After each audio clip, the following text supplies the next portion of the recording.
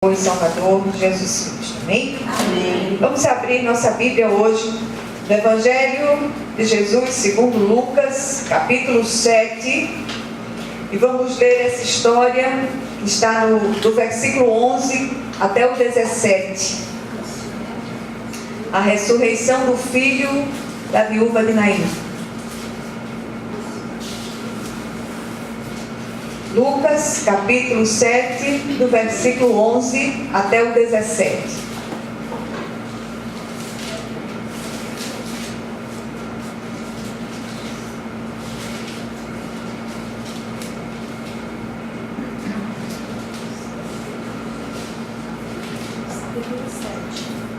Capítulo 7, do 11 ao 17, diz assim a palavra do Senhor.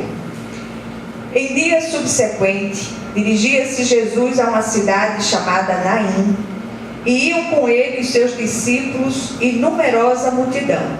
Como se aproximasse da porta da cidade, eis que saía o enterro do filho de uma viúva, do filho único de uma viúva, e grande multidão da cidade ia com ela. Vendo-a, o Senhor se compadeceu dela e lhe disse: não chores. Chegando-se, tocou o esquife e, parando os que conduziam, disse: jovem, eu te mando, levanta-te. Sentou-se o que estivera morto e passou a falar, e Jesus o restituiu à sua mãe. Todos ficaram possuídos de temor e glorificavam a Deus, dizendo: grande profeta se levantou entre nós, e Deus visitou o seu povo. Esta notícia a respeito dele divulgou-se por toda a Judeia e por toda a circunvizinhança. Amém? Amém.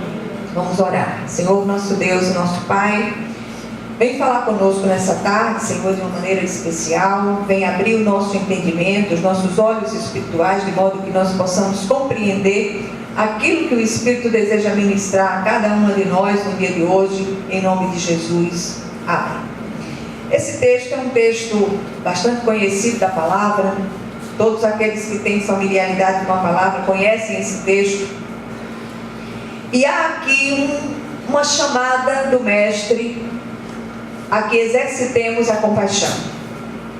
A palavra-chave desse texto é compaixão. E uma coisa que me chama a atenção no texto é que em nenhum momento Jesus ele é solicitado por essa mulher, ele é abordado por essa mulher. Ele simplesmente olha para ela e a dor que estava no coração daquela mulher transcende o coração do Mestre. De uma maneira tão intensa que há um texto que diz que Jesus se moveu de íntima compaixão, né? Tem uma versão da Bíblia que diz isso. Ele olha para ela e ele vinha de uma jornada onde ele acabara de salvar o filho do centurião, de um servo do centurião que estava morto, e ele consegue fazer que aquele rapaz ele volte à saúde, volte à vida. E vinha com ele numerosa multidão, as pessoas muito felizes, muito satisfeitas por causa daquela cura. E a gente pode, sobretudo a gente que está numa terra onde as pessoas se juntam em agremiações, em blocos. E se a gente pode fazer uma analogia, ali vinha o bloco da vitória, ali vinha aquele bloco de pessoas alegres, felizes, celebrando a vida, celebrando o milagre, celebrando a possibilidade, celebrando a saída daquela situação que parecia tão sem saída. E Jesus vem com aquela multidão e ao entrar na cidade, ele se depara com uma outra multidão, só que a multidão que lamentava a morte. Aquela viúva que a gente que é mãe pode imaginar uma situação daquela, e mesmo aquelas que não são mães sabem uma situação dessa, o que acarreta nos corações. E aquela mulher vinha numa sociedade onde não havia nenhum sistema previdenciário. Era dito que uma viúva seria cuidada pelo filho mais velho. Aquela viúva só tinha um filho e acabara de perdê-lo.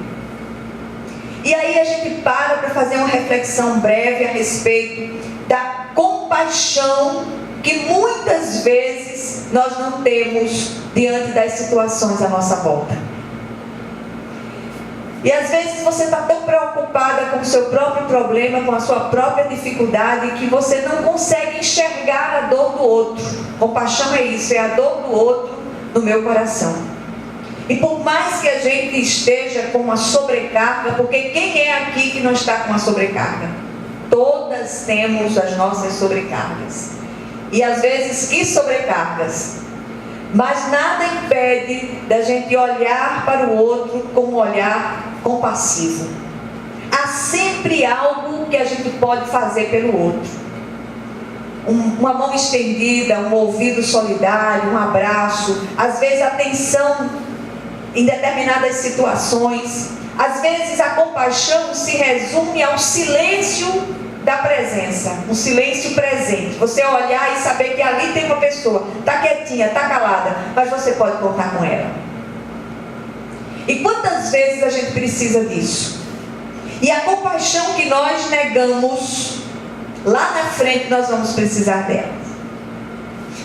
E aí, o Senhor poderia fazer esses atos de compaixão através de anjos, mas Ele resolveu fazer através de você e de mim, apesar de nós.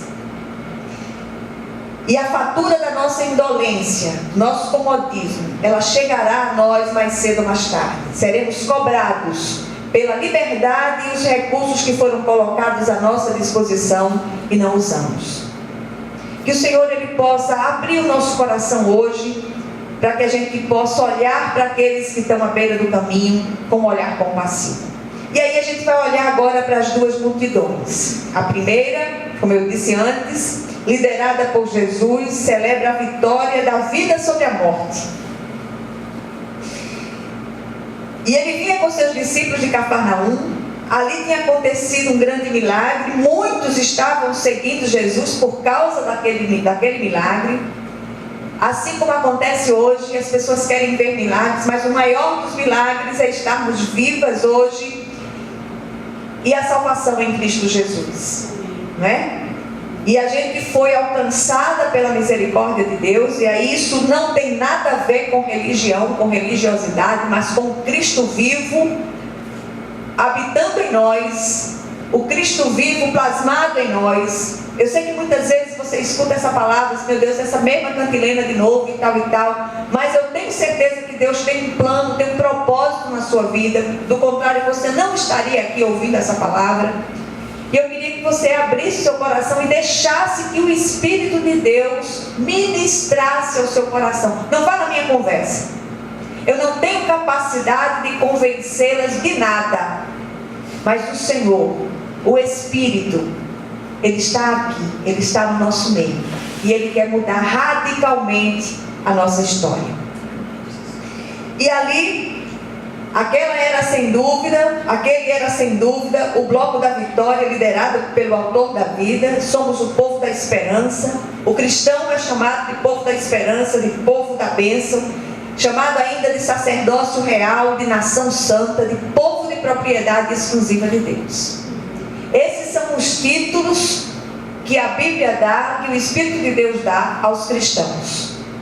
Não importa a sua denominação, se você é um cristão confesso, se você é alguém que crê que Jesus Cristo é o Filho do Deus vivo e que veio para mudar a sua história, você se enquadra nesses títulos que aqui estão. Mas esses títulos não foram dados a nós para ficarem amontoados como troféus empoeirados numa prateleira qualquer. Não. Jesus precisa fazer a diferença em nós, e nós precisamos olhar para todos os desgraçados, desculpem a palavra, mas todos aqueles que estão destituídos da graça de Deus, que estão à nossa volta. O grande problema é que os testemunhos que têm sido dados pelos cristãos arrepiam aqueles que estão lá fora.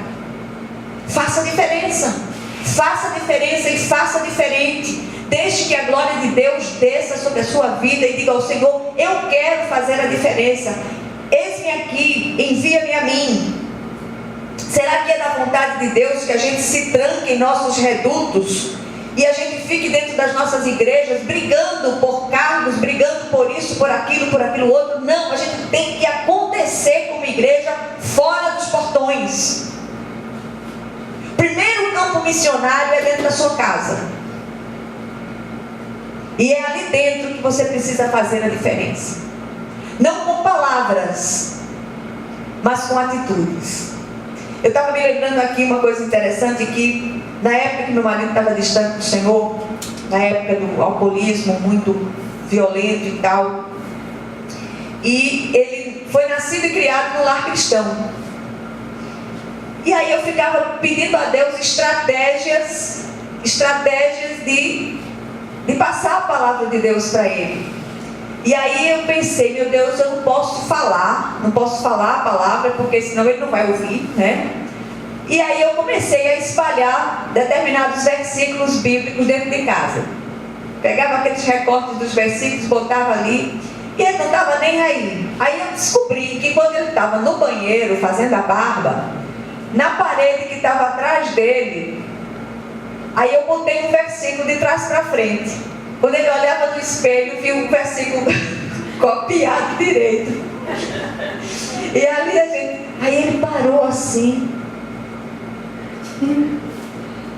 olhou para o versículo. Está de trás para frente? Não, tá certo. Ele olha no espelho, né? E a palavra, a gente tem que confiar no poder da palavra. A palavra é viva e eficaz. Ele disse, você é muito astuciosa. Não sou não, é só... é papai, né? E aí aquelas coisas foram sendo semeadas devagar, e o Senhor foi fazendo a obra. Eu não fiz obra nenhuma, eu só fui aquele caninho de PVC por onde a água passa, somente. O resto foi o Senhor quem fez, né? E aí, o Senhor deseja que nós estejamos com os olhares atentos a todos aqueles que estão mortos nos seus delitos e pecados. Que a gente possa olhar para toda essa multidão de mortos-vivos que estão à nossa volta. Hoje eu vi uma história que eu estava comentando com Mariângela. Nunca se viu tanta loucura no mundo que a gente está vivendo. Eu vi uma história de uma mulher, uma avó, que abusava dos netos. Essa mulher foi presa. E a filha foi quem denunciou, botou câmeras e viu aquilo. A mulher fazia parte de uma rede de pedofilia. A avó. Gente do céu, que mundo é esse? As pessoas estão carecidas de Deus e não sabem disso. Só o Senhor pode mudar a realidade dessa nação. Só o Senhor pode mudar a realidade da nossa vida. E se a nossa vida não for mudada, nada mais pode mudar. Aí a gente olha para a segunda multidão, liderada por uma viúva que lamenta a morte. E Jesus entra ali, como eu disse antes. O único arrimo daquela mulher havia falecido. Fim da linha. Aquela mulher, a dor era tão grande que não há palavras aqui. A gente não vê essa mulher falando aqui em lugar nenhum. E Jesus chega junto e moveu-se de íntima compaixão e diz, não chores. E nesse ponto do relato, a nossa atenção volta-se totalmente para Jesus. A mulher não recorre a ele, não se queixa, mas a dor experimentada por ela transcende qualquer palavra e toca o íntimo de Deus, toca o coração de Deus. É aquilo que nós estávamos falando ontem, aquela intercessão do Espírito, aqueles momentos dramáticos da nossa vida que nós choramos e as lágrimas muitas vezes são choradas para dentro. Eu não sei se você já viveu um momento tão difícil assim, que você chora para dentro. Meu Deus, o que é que eu vou fazer nessa situação? E é nesses momentos que o Espírito de Deus, ele intercede por nós, gemendo. Ele geme por nós, com gemidos inexprimíveis. E aí nessa situação, Jesus chega, manda parar aquele esquife, toca no menino, manda ele se levantar e entrega ele com vida àquela sua mãe. Olha que coisa tremenda, né? E é isso que ele quer fazer. Eu não estou falando de fazer ressurreições, ir para a porta do cemitério e fazer ressurreições, não. Mas olhar para aquelas pessoas que estão mortas-vivas. Quantas pessoas estão mortas-vivas no nosso meio? Levemos esperança, levemos graça para a vida delas em nome de Jesus. O que nós aprendemos aqui? Primeiro, a verdadeira vida sempre prevalece a morte. Segundo lugar, precisamos aprender com o Senhor da vida a exercitar compaixão pelos perdidos ao nosso redor e ir até eles levando vida. Terceiro lugar, precisamos ser canais para trazer mortos de volta à vida. Quarto lugar, o exercício da compaixão nos leva a sentir a dor do outro em nosso coração. A compaixão é diferente daquela pena furtiva que sentimos por alguém, mas que logo se dissipa. O coração compassivo, além de sentir a dor do outro, ele dá um passo prático para mitigar aquele sofrimento. Compaixão é isso. E em quinto lugar, não podemos perder de vista que o Senhor continua procurando homens e mulheres de corações compassivos que possam levar vida aos que estão mortos ao seu redor. Seja luz, seja sal, seja canal de bênção a quantos estão à sua volta. Muitas vezes o problema que nós estamos vivendo, a solução desse problema passa por um estender a mão ao outro que está ao nosso redor. Muitas vezes há tantas pessoas sentindo a mesma coisa que nós sentimos, mas nós estamos tão ensimesmadas, olhando tão para dentro de nós mesmas, que nós deixamos de acudir, deixamos de acalentar, deixamos de consolar. E o Senhor, Ele produz a vida em nós a partir dessa palavra, em nome de Jesus. Amém?